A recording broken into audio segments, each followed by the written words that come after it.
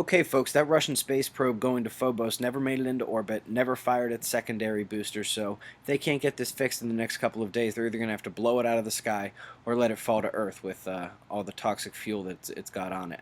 If you look on the top right-hand side of the sun here on stereo B, Earth's off to the right, that's the coronal mass ejection that came out of solar active region 11342 earlier today, just following an M flare that they had there as well.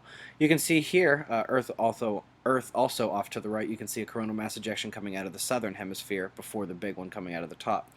Looking here on the SDO-AIA on the bottom left, you can see the first coronal mass ejection lift off, and there's the big one coming off the top from 11342. Looking from above at El Hierro and the surface stain from the volcano going off underneath it, what I think is really curious about this photo, and it's not the only one you can find, is this ring that you can see in the clouds. I'm not saying this is man-made or anything, but it's not the first time we've seen this, so curious to see what you guys have to say.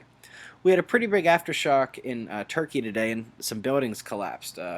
Apparently they were weakened by the initial shock. We're still waiting for details.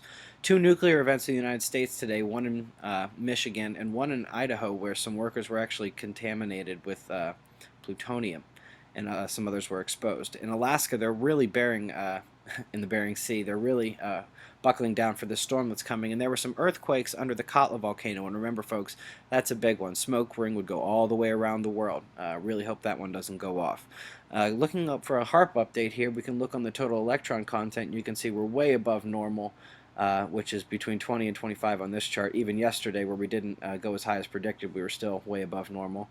Also above normal, the critical frequencies on our F2 layer, and F1 layer for that matter. But basically, this is indicating that our ionosphere is really strong. It's getting a lot of solar plasma that's coming through our magnetosphere. So let's watch the sun, folks, and let's watch what's going on with Italy. Be safe.